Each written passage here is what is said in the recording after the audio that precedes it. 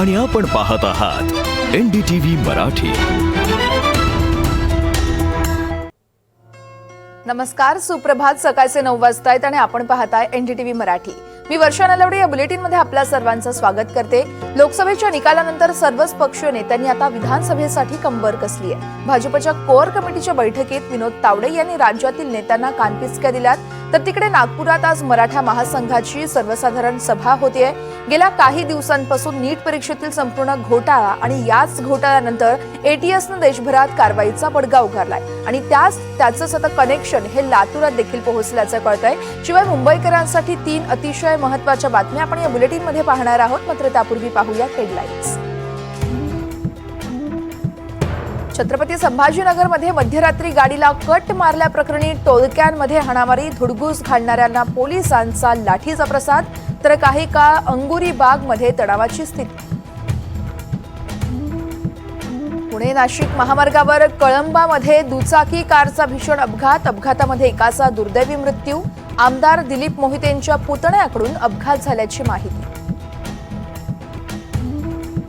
प्रज्वल रेवण्णाचा लहान भाऊ सूरज रेवण्णाला अटक, अनैसर्गिकरित्या अत्याचार केल्याचा गुन्हा दाखल। कर्नाटक लैंगिक अत्याचारात नवे खुलासे। मुंबईत आज मुसळधार पावसासह जोराचं वारं वाहण्याची शक्यता, हवामान विभागाकडून येलो अलर्ट जारी। आज 3ही रेल्वे मार्गांवर मेगा ब्लॉक, पश्चिम रेल्वेवर माहीम ते गोरेगाव ब्लॉक, रेल्वे रुळांची देखभाल आणि दुरुस्तीच्या कामासाठी घेतला जाणार मेगा ब्लॉक। रेल्वे 20 ते 25 मिनिटं उशिरानं धावणार।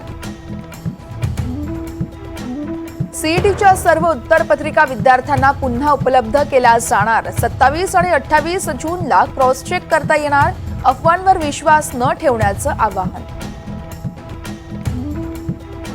शेवटच्या क्षणी नीट पीजीची परीक्षाही पुढे ढकलली, घोटाळ्याचा तपास सीबीआयकडे, तर NTA विश्वासार्हतेवर गंभीर प्रश्नचिन्ह।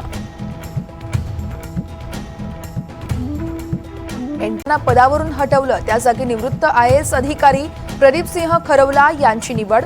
नीट परीक्षेतल्या घोटाळ्यानंतर केंद्र सरकारची मोठी कारवाई।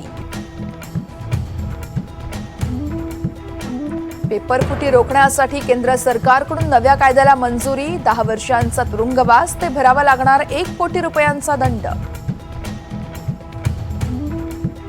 रेल्वेच्या फलाटाच्या तिकिटासह इतर सेवा आता GST मुक्त। काउन्सिलचा महत्त्वाचा निर्णय, फेक इनव्हॉइस रोखण्यासाठी बायोमेट्रिक व्हेरिफिकेशन वापरलं जाणार।